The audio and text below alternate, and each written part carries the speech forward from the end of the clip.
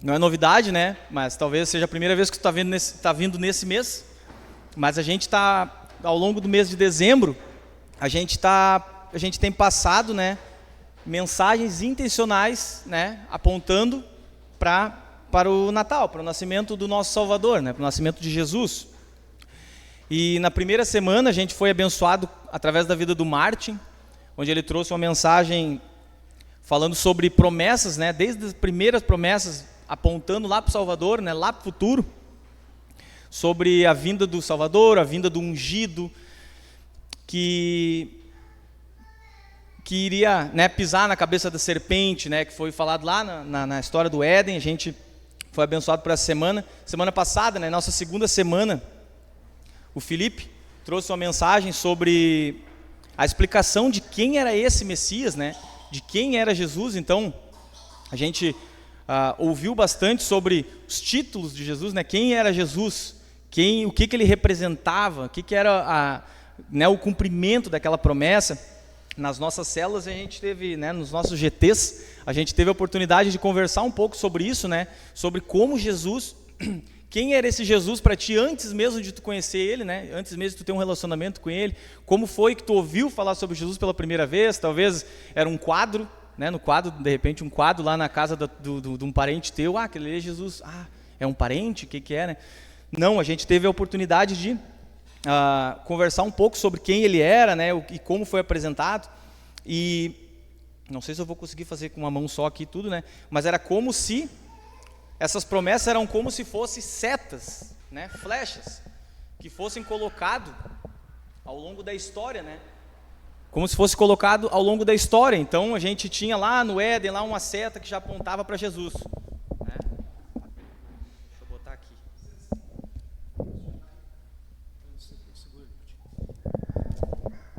Valeu. Aqui, ó. Vamos ver se vai. Não sei se para vocês está invertido aí. Não, acho que assim fica melhor, né? Então tá. Eram como se setas fossem colocadas apontando lá para frente. Vai vir alguém, um Salvador, tá? Foi prometido lá atrás, e essas setas foram, né, sendo cada vez mais, né, lá no Éden, depois, né, com Moisés, depois infinitos profetas, todos eles lançando palavras de profecias, né, lançando profecias apontando para alguém que iria de vir. E a gente sabe que esse alguém veio, a gente já vive numa era que a gente já sabe que ele veio, e ele vem num determinado momento aqui da Bíblia, né? Ele vem num determinado momento. E pós aquele momento ali do Evangelho, é como se todas as setas que fossem colocadas após aquele momento dele, continuassem apontando para ele lá. Então, até ele chegar, as setas estavam apontando para ele. E após a vinda dele, as setas continuam apontando para aquele cara lá, continuam apontando para ele. Então, os discípulos saem nas missões apontando para ele. Depois vem o apóstolo Paulo, que vai levar a mensagem a algumas outras pessoas, né, alguns outros povos, e continua apontando para ele. Chegamos nós hoje aqui em 2020, quase 2025, né, e a gente continua apontando para Jesus. Então, hoje nós vamos falar, voltando para as setas aqui, hoje nós vamos falar da seta mais próxima desse Jesus. Aqui a gente viu setas vindo lá do Éden, povo, profetas, né? E agora nós vamos falar da seta mais próxima, né? Da última seta que está apontando nessa direção aqui na linha do tempo que a gente conhece, né? A gente vai falar sobre a história de João Batista.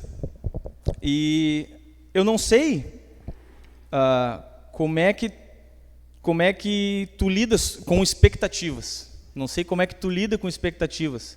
Como é que tu fica quando tu está cheio de expectativa? Eu vou contar uma história de um amigo. Vocês não conhecem ele, então. Mas é uma história engraçada. Esse meu amigo, ele era muito fã de uma banda. Ele estava contando para mim que na juventude, tá? Ele era muito fã de uma banda. Ele amava aquela banda.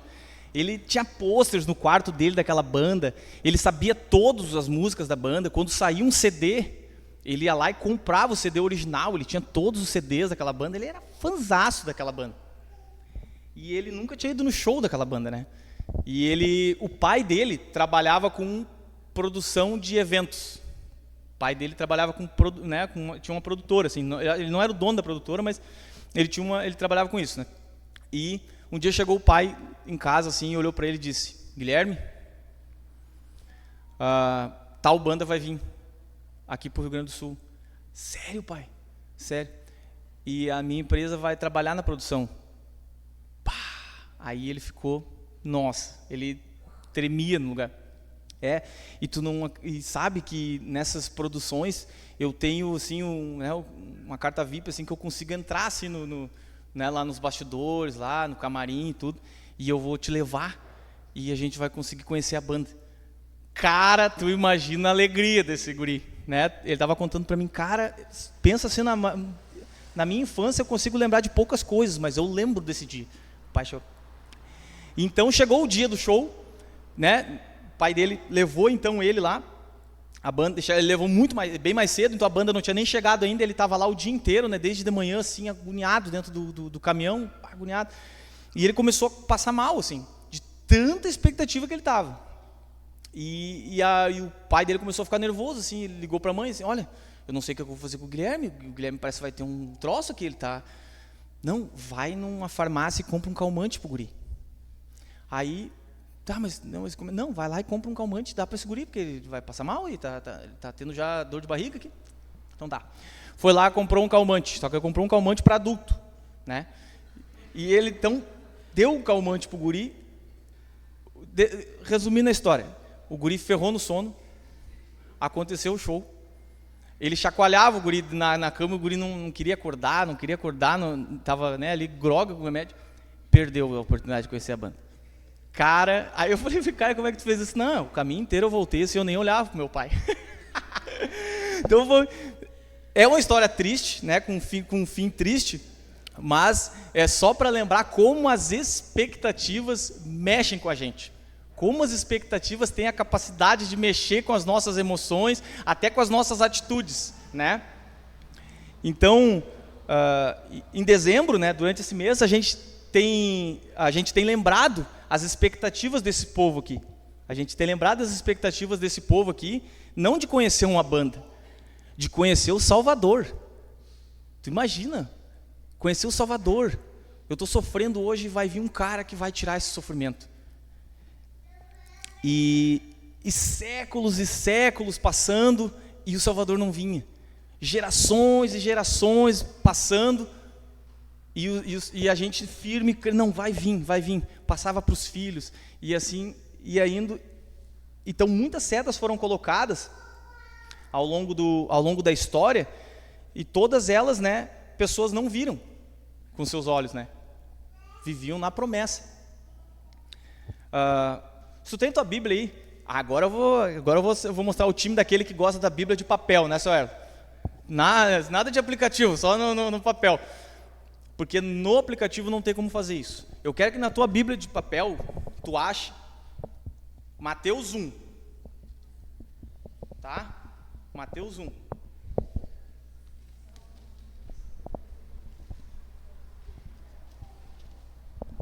Tá. Acredito que tu tenha achado. No aplicativo agora todo mundo ficou com as mãos para baixo aí, né? Ache Mateus 1. Os aplicativos eu sei que tem Mateus 1.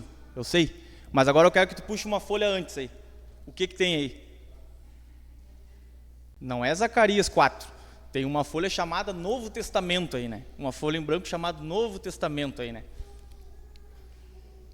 Essa folha, pessoal, apesar de uma simples folha, apesar de ser um simples pedacinho de papel, representam 400 anos. Essa folha representa 400 anos entre a última vez que Deus tinha falado com os profetas e quando ele volta a falar. Então, 400 anos que a gente conhece como 400 anos de silêncio, 400 anos onde Deus para de se comunicar via os seus profetas e todo mundo naquela expectativa. Então, se antes já tinha histórias, né, e recebendo profecias e profecias, o pessoal já tinha expectativa, imagina quando vem um silêncio de 400 anos. Sabe? Eu não sei, né, como que tu reage no silêncio de Deus. Eu não sei quando tu está orando, esperando uma resposta de Deus e a resposta não vem tão rápido. Eu não sei o que acontece contigo.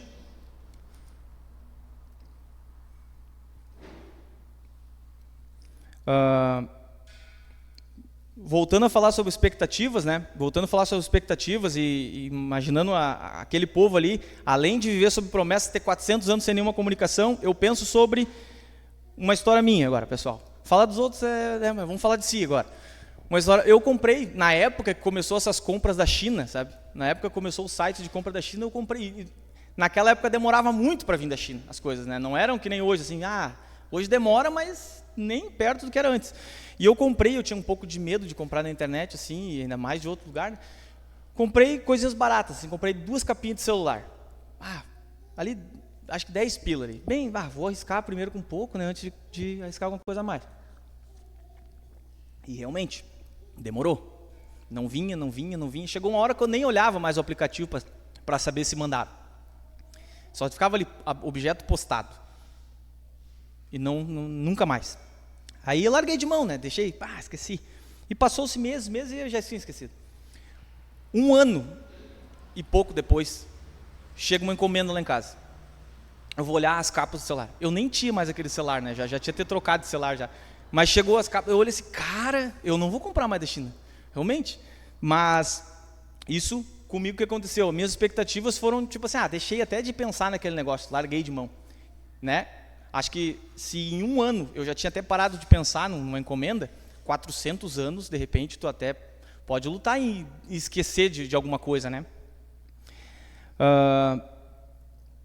Outra maneira de ter expectativa também é quando tu tem uma expectativa de alguém chegar na tua casa, né? Tu sabe, a gente está recebendo uma família amiga nossa de Gravataí aqui, o Rodrigo, a Cátia e o Samuel. Eles são amigos nossos de Gravataí, vieram visitar. E quando eles saíram lá de Gravataí, eles falaram, a gente vai chegar aí em torno de 9h05. Ok, eu tinha uma referência, eu sei que eles iam chegar na minha casa 9h05. Esse povo não tinha ideia quando é que ia chegar o prometido. Né? A nossa pergunta hoje é, quantos dias úteis para chegar a encomenda? Quantas horas vai demorar a viagem? A pergunta deles era, será que vai ser na minha geração que o Messias vai vir? Será que os meus filhos vão ver o Messias? Essas são as perguntas, né? E se fosse trazer um título para a mensagem de hoje, eu traria assim, propósito, apontando para Jesus, né? Voltando para as setas aqui. E nós vamos passear pelo capítulo 1 de Lucas. Se quiser abrir aí, pode deixar aberto, porque nós vamos passear ao longo do capítulo 1 de Lucas. E no capítulo 1 de Lucas, ele traz uma história de um homem chamado Zacarias. Zacarias, ele era um sacerdote, né? Era um homem que servia a Deus, né, como sacerdote. Ele tinha suas atividades para fazer ali no templo, né? E ele era um cara também que vivia sobre essa expectativa. Ele era um cara que vivia também sobre as promessas do passado. Ele vivia sobre os 400 anos de silêncio e ele seguia fazendo as suas atividades, né? A Bíblia vai falar ali em Lucas capítulo 1, versículos 8 e 9, que diz que certa vez, estando de serviço o seu grupo, Zacarias servia como sacerdote diante de Deus. Ele foi escolhido por sorteio de acordo com o costume do sacerdócio, para entrar no templo do Senhor e oferecer incenso. Então era um cara que, mesmo que vivendo sob as expectativas, ele fazia o que tinha que ser feito. Zacarias, ele vivia a vida dele, cumprindo as funções que ele tinha, que ele já exercia. E Zacarias também vivia em esperança e em obediência. O versículo 6 vai dizer que ambos, né, está falando agora Zacarias e a sua esposa, ambos eram justos aos olhos de Deus, porque obedeciam de modo irrepreensível a todos os mandamentos e preceitos do Senhor. Eles viviam aquele silêncio. Como que nós agimos no silêncio? Como que nós agimos no silêncio? Às vezes as nossas orações, a gente está fazendo oração para Deus, Deus não responde, né? Tá num momento de espera, e como que a gente age? Fazer essa pergunta de checagem. Será que a gente fica simplesmente parado? Tipo, tá bom, Deus não está respondendo, eu não vou fazer nada. Será que a gente reclama? Será que a gente fica, mas né, fica murmurando no lugar porque não tem resposta, porque isso, porque aquilo? Ou talvez não, talvez a gente fique animado, segue a vida fazendo o que tem que ser feito, animado que nem Zacarias e a sua família estavam fazendo aqui, né? Nós temos a mesma oportunidade de continuar as nossas vidas fazendo o que tem que ser feito, só que até melhor, porque a gente já faz as nossas atividades sabendo que Jesus veio. A gente tem uma oportunidade melhor ainda.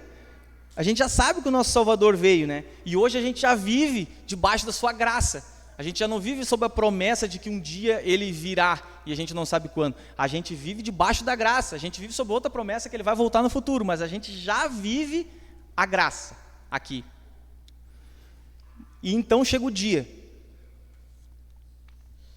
Chega o dia onde finalmente o silêncio acabou.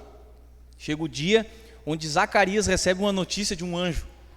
Chega o dia em que ele recebe umas 3 notícias incríveis. Primeiro, que ele iria ser pai. Se você ler a história, você vai ver que Zacarias e Isabel não podiam ter filhos. Eles eram velhos demais, eles eram já em idade muito avançada, e não só isso, mas a sua esposa, Isabel, era estéril. Então, pensa nessa notícia, né? Cara, a gente vai ser pai, né? Nós vamos ser pais, vamos ser pais. Não só isso, mas nós vamos ser pais de alguém muito importante, que o anjo disse para eles, que ele iria ser pai de alguém que iria preparar o caminho para o Senhor. Essa é a segunda notícia importante que Zacarias recebeu. E a terceira é que o Senhor vem. Se o meu filho vai preparar o caminho para o Senhor, o Senhor está vindo. Ele recebe 3 notícias maravilhosas. Lucas 1, versículo 13 em diante, vai falar esse diálogo. Vamos ler. O anjo, porém, lhe disse: não tenha medo, Zacarias, pois a sua oração foi ouvida. Zacarias orava, viu? Isabel, a sua mulher, dará a você um filho, e você lhe dará o nome de João. Ele será motivo de prazer e alegria para você, e muitos se alegrarão por causa do nascimento dele, pois será grande aos olhos do Senhor. Ele nunca tomará vinho nem bebida fermentada, e será cheio do Espírito Santo desde antes do seu nascimento. Fará retornar muitos do povo de Israel ao Senhor, o Deus deles.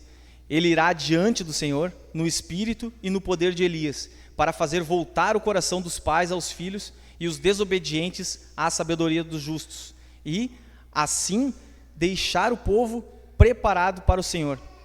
O filho dele seria o cumprimento de uma promessa também, que foi feita lá em Isaías 40, versículo 3, que diz que uma voz clama no deserto: preparem o caminho para o Senhor, endireitem no deserto uma estrada para o nosso Deus.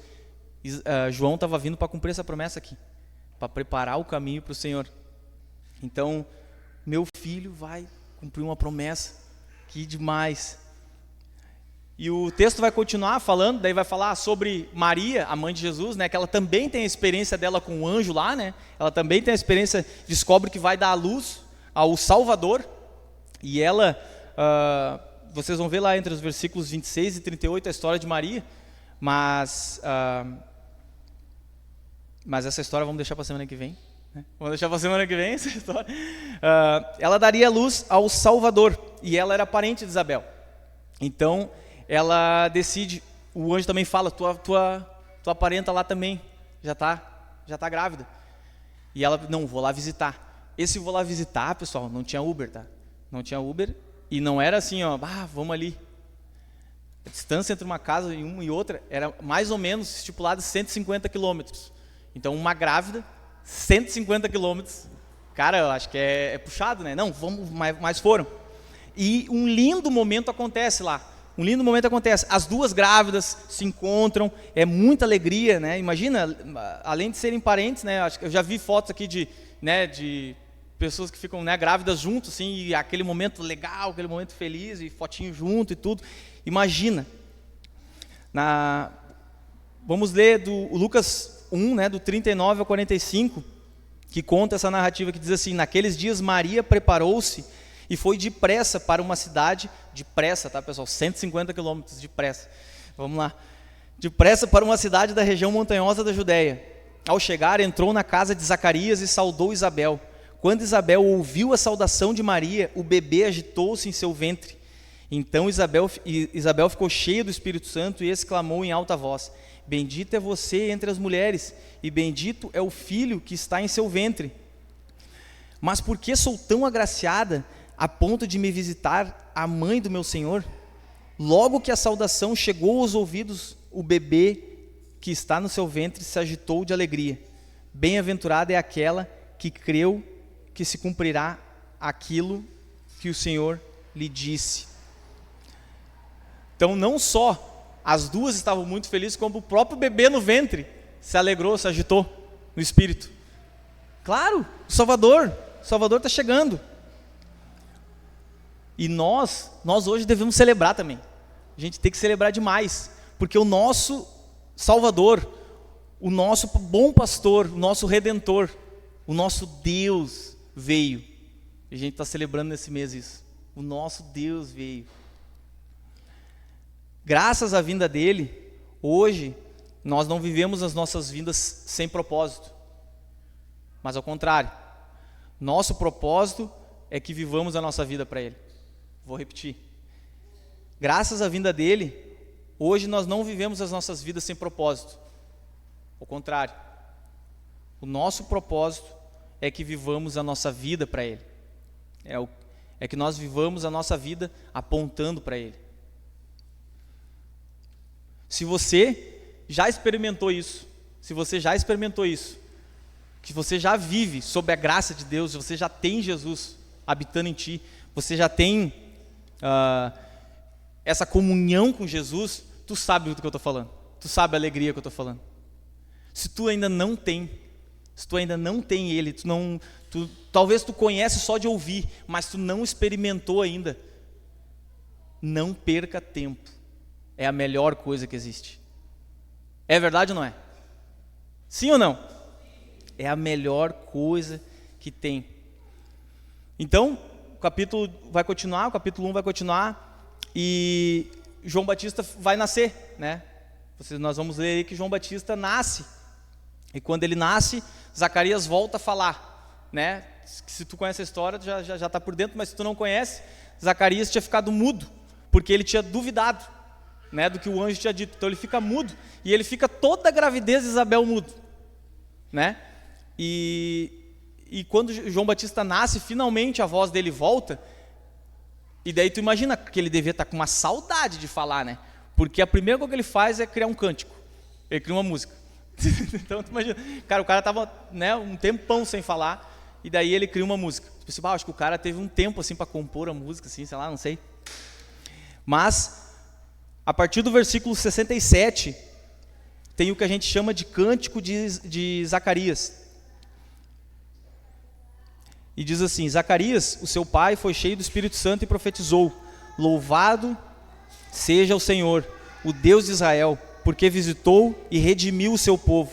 Ele levantou um chifre de salvação para nós, da linhagem de Davi, o seu servo, como falara por seus santos profetas na antiguidade, salvando-nos dos nossos inimigos e da mão de todos os que nos odeiam, para mostrar a sua misericórdia aos nossos antepassados e lembrar a sua santa aliança, o juramento que fez com Abraão, o nosso pai.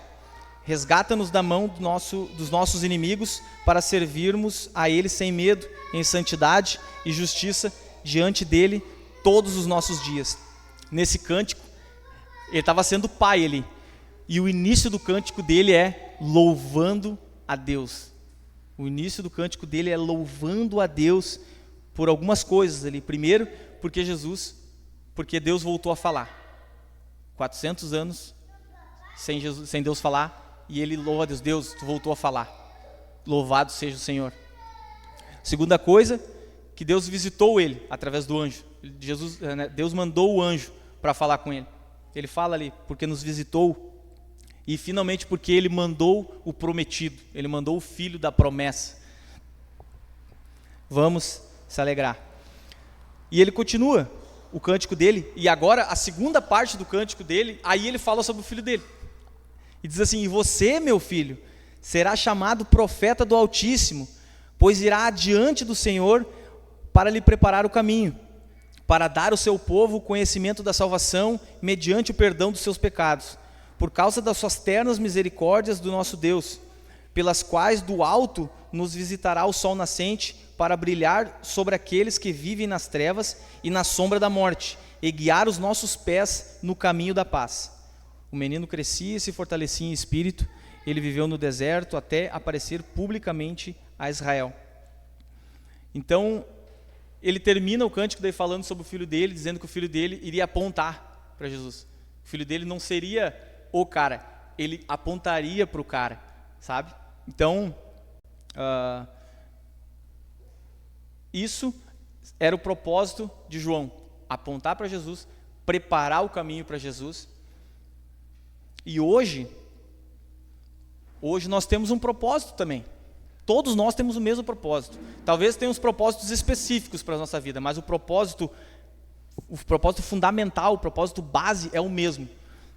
E eu vou querer que vocês repitam esse propósito. Eu vou falar: o nosso propósito é crer, obedecer e espalhar a mensagem de Jesus. Vamos de novo? Nosso propósito é crer, obedecer e espalhar a mensagem de Jesus.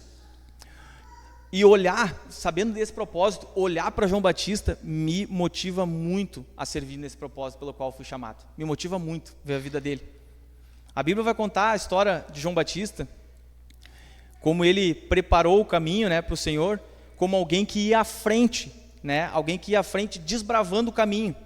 Um guerreiro de Deus, cheio de coragem e convicção do chamado dele. Era como se João Batista tivesse um facão assim, e tivesse que entrar no mato fechado assim, e preparar um caminho mesmo. É como se ele tivesse uma selva diante dele assim, não tem nem por onde entrar nessa selva. Não, deixa que eu vou lá, eu vou fazer. Nós, eu e a Mel, gostamos muito de fazer trilha. Não sei se vocês gostam de fazer trilha, mas nós gostamos muito de fazer trilha. E todas as vezes que a gente vai fazer trilha, eu penso, cara, a trilha já está pronta, né? Na verdade, tu não vai fazer a trilha, Tu vai caminhar a trilha, Mas a trilha já está pronta. Eu sempre penso, cara, alguém descobriu esse lugar aqui. Tu já teve num lugar assim, uma cascata, uma coisa assim, tu estava contemplando assim, cara, quem é que achou isso? Alguém fez a trilha, Alguém teve que ir de facão lá e, sei lá, de cavalo, sei lá, e fazer a trilha para poder chegar até lá. João Batista foi esse cara. Imagina o povo 400 anos parado ali, sem nenhuma coisa, e daí tem que vir alguém para chacoalhar isso. Cara, com certeza, ele era um cara que era um perfil assim de chacoalhar, A Bíblia vai dizer ali em Mateus 3:2, que ele dizia assim, arrependam-se, pois o reino dos céus está próximo. Vai dizer em Mateus 3, versículos 7 e 8, no entanto, quando João viu que muitos fariseus e saduceus vinham para onde ele estava batizando, disse-lhes, raça de víboras. Eu não consigo ver essa frase aqui falando assim, raça de víboras, Com certeza ele gritando, raça de víboras, quem deu a vocês a ideia de fugir da ira que virá? Deem fruto que mostre arrependimento. Ele está falando aqui para os líderes religiosos, Então imagina, esse cara realmente era um cara com o facão na mão. Era um cara com o facão na mão, abrindo a selva. E isso me inspira muito. E na nossa realidade hoje, o que seria preparar o caminho para o Senhor? Na tua vida hoje, o que seria preparar o caminho para o Senhor? O nosso propósito continua sendo crer, obedecer e espalhar a mensagem de Jesus. O que seria então o meu papel como preparar o caminho para o Senhor? Talvez, na tua realidade, talvez na minha realidade, preparar o caminho seja entrar em conversas espirituais na minha família. Talvez isso vai ser, tu vai ter que preparar o caminho mesmo para Jesus entrar ali numa conversa espiritual. Talvez na tua família, tu tenha dificuldade, e por muitos anos eu tive essa dificuldade de não conseguir puxar um assunto espiritual em casa. Falava sobre qualquer outra coisa, falava sobre futebol, falava sobre filme, falava sobre viagens, falava sobre um monte de coisas, mas entrar numa conversa profunda em casa, não, tá louco, como é que eu vou fazer isso? Talvez isso vai ser Talvez isso vai ser a tua atitude de pegar o facão e desbravar essa selva. Talvez seja fazer o devocional com tua esposa ou com os teus filhos. Talvez, né, vivemos num lar cristão e tudo, mas não temos momentos especiais assim, né, de poder fazer o devocional junto com... Para nós homens, agora falando para nós homens, nós somos os pastores da nossa família, né? Nós somos os sacerdotes do nosso lar, né? Então é importante para nós saber como é que está a vida espiritual das nossas esposas. Talvez, tu sabe, não, eu sei que ela lê a Bíblia, tá, mas tu sabe o que ela está passando, tu sabe o que Deus está falando para ela através do tempo com Deus. Isso é importante. Talvez, mas isso talvez seja uma barreira que a gente tem, talvez eu não tenha esse costume. Talvez isso vai ser, então, o tu pegar o facão e entrar e desbravar e preparar o caminho. Mas não esperem vir delas. É o nosso trabalho fazer isso. Talvez, na nossa realidade, o preparar o caminho pode ser a gente abrir uma trilha para assuntos de Deus no nosso trabalho. Talvez nos nossos trabalhos, então, não, lá eu nunca conversei de Deus. E vai ser muito cafona eu entrar num assunto assim totalmente espiritual no meu trabalho. Não, eles vão até rir da minha cara lá, porque, né, eu vivi minha vida sempre de um jeito e agora amanhã eu vou chegar lá e vou falar diferente. Deus chama para fazer isso. Deus chama para crer, obedecer e espalhar a mensagem dele. Então talvez isso possa ser uma baita selva, né, para tu adentrar. Então quero te encorajar, né, a segurar o facão, a segurar a espada e desbravar essa trilha. Tu pode, tu tem Jesus, tu tem total capacidade. O Espírito Santo te capacita para isso. Não significa que tu tem que saber tudo, não significa que tu tem que ter um conhecimento avançado, não significa isso. Significa que aquilo te transformou, aquilo que tu experimentou tem te transformado e tu quer oferecer isso para outras pessoas para que elas também sejam transformadas, né? É a coisa mais importante e elas nem sabem disso ainda. Mas, por favor, né, não precisa chamar ninguém de víbora, né? Chegar no teu trabalho lá, raça de víboras. Não, por favor, não chame ninguém de víbora. Apenas anuncie o Salvador. Compartilhe aquilo que tu tem vivido. Compartilha o teu testemunho. E abençoe os outros com aquilo que tem te abençoado. Viva o teu propósito. Vamos orar? Deus, eu quero te agradecer, Deus, por essa manhã, te agradecer pela tua vinda, Pai. Te agradecemos porque o Senhor veio a essa terra e hoje a gente já vive debaixo dessa da graça, Deus. A gente já vive debaixo do cumprimento dessa promessa, Pai. Obrigado porque mesmo passando séculos, Deus, as setas ainda continuam apontando para Ti, Jesus. Porque a gente sabe que o Senhor é a coisa mais importante para nós. O Senhor é a coisa mais importante para a humanidade, Deus. Obrigado pela Tua vinda, obrigado pelo Teu sacrifício. Pai, esse mês de dezembro é um mês que a gente celebra, Deus, celebra a Tua vinda, a vinda a esse mundo, Deus, em formato de homem, né, em formato de bebê, Deus. E isso nos traz bastante reflexão. Eu quero pedir, Deus, que a gente possa entender o nosso propósito, que a gente possa realmente entender o que significa crer, o que significa obedecer, o que significa espalhar a mensagem, Deus, de Jesus. E eu quero encorajar, Deus, eu quero encorajar esses meus irmãos aqui e pedir para Ti encorajamento também, Deus, para que a gente realmente possa pegar, Deus, os nossos facões, Deus, e entrar nessa selva fazendo, Deus, muitas vezes fazendo mesmo a trilha, Deus, para alcançar pessoas que a gente tem contato, Deus. A gente crê que nada é por acaso, tudo tem um propósito, e onde a gente trabalha, onde a gente anda, Deus, nessa cidade, onde o mercado que a gente vai, os lugares que a gente frequenta, Deus, tudo tem um propósito. O Senhor nos colocou lá por um propósito, Deus. E que a gente nunca venha esquecer, Deus, do nosso propósito. Obrigado porque a gente pode recorrer a Ti, Deus, em oração. A gente pode recorrer a Ti nos nossos momentos contigo, Deus. E o Senhor é quem nos capacita. Não somos nós, Deus, que que estudamos a Bíblia, estudamos livros, Deus, que fazem de nós alguma coisa, mas a gente só é alguma coisa, Deus, pela Tua graça, Deus. A gente só é alguma coisa, Deus, porque o Senhor habita em nós. E Pai, quero te agradecer pela oportunidade, Deus, de fazer parte desse plano. Somos tão pequenos, Deus, somos falhos, mas a gente serve a um Deus perfeito, a gente serve a um Deus que não falha, e é nisso que a gente tem que nos apegar, Deus. Obrigado, Jesus, mais uma vez por tudo, em nome de Jesus, amém.